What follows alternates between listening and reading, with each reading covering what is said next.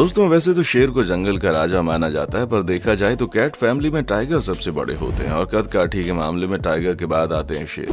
पर फिर भी हमें बचपन से हर जगह बताया गया है कि शेर जंगल का राजा होता है। अब दोस्तों ऐसा इसलिए क्योंकि शेर एक खूंखार शिकारी तो है ही, इसके साथ ही इनके अंदर ऐसी क्वालिटीज भी होती हैं जो उन्हें एक रॉयल एनिमल की पहचान देता है। एक समय पर अफ्रीका, एशिया और यूरोप में पाए जाने वाले ये जानवर अब अफ्रीका, इंडिया तक भी सीमित होकर रह गए। अगर बात करें जंगल की तो वाइल्ड हैबिटेट का अपना एक अलग ही हिसाब किताब होता है। इनफैक्ट अगर हम देखें तो उनके अपने खुद के नियम कानून भी होते हैं जो कि शायद हम इंसानों से काफी अलग होते हैं। जंगलों में हर दिन जानवरों के लिए कई चुनौतियां लेकर के आता है ये जंगल, कभी अपनी जान बचाने के लिए तो कभी अपनी भूख को शांत करने के लिए। लगातार ये एनिमल्स किसी न किसी सिचुएशन को फेस कर रहे होते हैं। दोस्तों हम सोच भी नहीं सकते कि जंगलों में कितने प्रकार के जीव लगातार अपनी एग्जिस्टेंस को बचाने के लिए अलग अलग तरह से स्ट्रगल कर रहे होते हैं। पर दोस्तों आज की हमारी वीडियो देखने के बाद आपको शेर को देखने का नजरिया शायद पूरी तरह से बदल जाएगा, क्योंकि आज आप जंगल के इस राजा के दो ऐसे जानवरों से हारते हुए देखेंगे जिनसे आपने शायद कभी उम्मीद नहीं की होगी।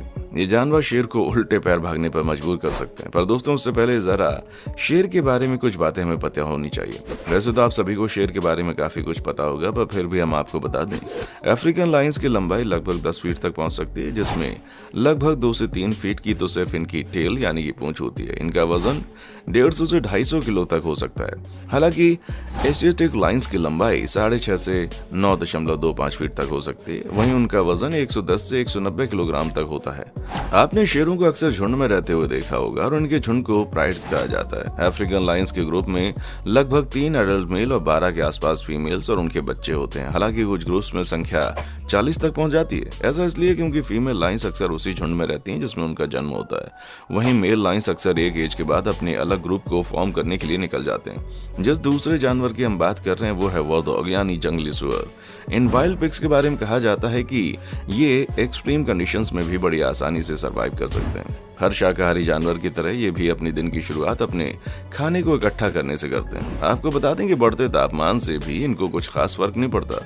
और तो और ये उन जगहों पर कई महीने आराम से गुजार लेते हैं जहां पर पानी का नामो निशान तक नहीं होता। इसलिए अक्सर इनका वो खाना जिम्मेदार होता है जो ये दिन भर खाते हैं, क्योंकि इनकी खुराक में अक्सर टर्ब्स और बेरीज मौजूद होती हैं जो कि बहुत सारा पानी स्टोर करके रख लेते हैं। लेकिन बेरीज के पौधों के लिए अक्सर इन्हें जमीन के अंदर खोदना पड़ता है और इसके लिए इनके पास एक प्राकृतिक औजार भी मौजूद होता है, और वो कुछ और नहीं बल्कि इनके आगे के दांत होते हैं जिन्हें हम टस्क भी कहते हैं। इनके सूंघने की क्षमता बहुत तेज होती है और इसी वजह से ये जमीन की सतह के नीचे मौजूद खाने को भी सूंघ कर निकाल लेते हैं। दोस्तों वॉरडॉग भी अक्सर आपको झुंड में मिलेंगे और इनके झुंड की ये खासियत होती है कि छोटे बच्चों को झुंड के सारे बड़े सदस्य बचा कर रखते हैं, क्योंकि अक्सर यही छोटे बच्चे खतरनाक शिकारियों की चपेट में आ जाते हैं। हालांकि ये स्वभाव से शाकाहारी होते हैं, पर फिर भी जंगल में रहने वाले कुछ खतरनाक शिकारी जैसे शेर और टाइगर भी इनसे पंगा लेने में डरते हैं। ऐसा इसलिए क्योंकि जब बात आती है पलटवार करने की तो ये अपने मजबूत दांतों का इस्तेमाल करके इन बड़े से बड़े जानवरों को खदेड़ने में बिल्कुल पीछे नहीं हटते।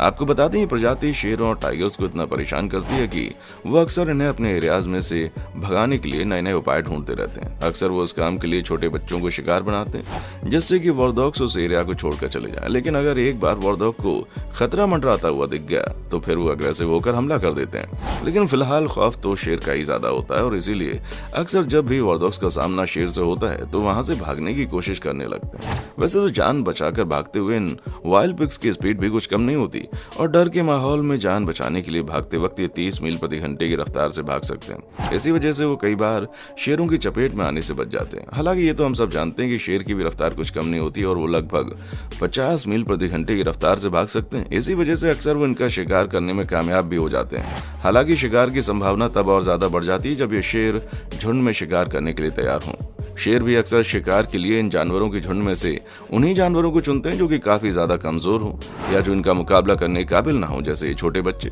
हालांकि अगर शेरों को भूख लगी हो तो फिर वो ये नहीं देखते कि वो किस पर हमला कर रहे हैं। उन्हें बस उस वक्त अपनी भूख मिटाने के लिए कोई ना कोई शिकार करना होता है और वो इसके लिए कुछ भी कर सकते हैं। इसलिए अक्सर वॉरडॉग्स के झुंड को रहने के लिए बहुत सचेत रहना पड़ता है और आसपास कोई खतरा ना हो। अक्सर शेर इस मुकाबले में इसलिए बाजी मार जाते हैं क्योंकि उनकी मस्कुलर बॉडी का फोर्स और साथ ही उनका ऊंचा कद काठी इन्हें वॉरडॉग्स के मुकाबले ज्यादा ताकतवर बनाता है। अक्सर वो अपने शिकार को कूद कर दबोच लेते हैं, जिससे उनकी गर्दन पकड़ सकते हैं और एक बार जमीन पर गिरने के बाद इन वाइल्ड पिग्स का बचना मुश्किल हो जाता है। अक्सर वॉरडॉग का शिकार करने के लिए झुंड के 2 या 3 सदस्य आ जाते हैं, जिसकी वजह से ये शिकार बहुत बुरे तरीके से इनके चंगुल में फंस जाता है और यहाँ से बाहर निकलना मुश्किल हो जाता है। लेकिन वहीं अगर मुकाबला उल्टा हो, यानी कि एक तरफ अकेला शेर हो और दूसरी तरफ वॉरडॉग्स का झुंड हो, तो बहुत ज्यादा चांसेस हैं कि शेर वहां से चुपचाप जान बचाने के लिए निकल लेगा। आपको बता दें, अगर झुंड के किसी भी सदस्य पर हमला होता है या कोई बच्चा शेर, टाइगर या किसी और खतरनाक शिकारी के चंगुल में फंस जाता है, तो ये वॉरडॉग्स अग्रेसिव हो जाते हैं, जिसके बाद बात मारने या मरने पर आ जाती है। और इस मौके पर वॉरडॉग सामने वाले खतरनाक से खतरनाक शिकारियों पर भी अपनी ताकतवर दांतों का इस्तेमाल करके आक्रमण करने से नहीं चूकते। और शायद अब आप इस बात से हैरान होंगे, लेकिन शेर खुद ही वॉरडॉग्स के इन हमलों से बहुत डरते हैं और उन्हें पता होता है कि वॉरडॉग्स का ये हमला उन्हें कितनी बुरे तरीके से डैमेज कर सकता है। इस कंडीशन में वॉरडॉग्स अगर सामना करने के लिए खड़े हो जाएं, तो वो एक ही अटैक में शेर को उठाकर एक जगह से दूसरी जगह फेंक सकते हैं। वहीं इनके शार्प फ्रंट टीथ्स अगर शेर के शरीर के अंदर घुस जाएं, तो वो शेर को बुरी तरह से घायल भी कर सकते हैं। और यही नहीं, ये अटैक शेर के लिए घातक साबित हो जाते हैं, कभी कभार तो उनकी जान भी चली जाती है। खैर, आपको बता दें कि वॉरडॉग्स इकलौते ऐसे जानवर नहीं है जो कि शेर जैसे खूंखार शिकारी को डराकर भगा सकते हैं, बल्कि ऐसे और भी कई वाइल्ड एनिमल्स एग्जिस्ट करते हैं जो कि जंगल के राजा को बुरी तरह से ध्वस्त कर सकते हैं। इन्हीं में से एक है पोर्क्युपाइन। पोर्क्युपाइन असल में रोडेंट की तरह ही एक बड़ी प्रजाति है, जिनके शरीर पर बहुत सारे स्पाइंस या कांटे मौजूद होते हैं, जो कि उन्हें किसी भी तरह के हमले से बचाने में मदद करते हैं। दोस्तों, हम आपको बता दें कि एक ऐसा जानवर होता है जिसके पास आने के बावजूद भी शेर उनका कुछ नहीं बिगाड़ सकते, क्योंकि जैसे ही शेर इन जानवरों के पास जाते हैं, इनके शरीर पर लगे कांटे उन्हें बुरी तरह से परेशान करने लगते हैं। यही नहीं, आपको बता दें कि पोर्क्युपाइन्स की ये खासियत भी होती है, जैसे ये किसी खतरे को महसूस करते हैं, ये अपने अंदर से एक केमिकल रिलीज करते हैं, जिससे अजीब सी स्मेल आने लगती है, जो कि असल में इन जानवरों के लिए चेतावनी होती है।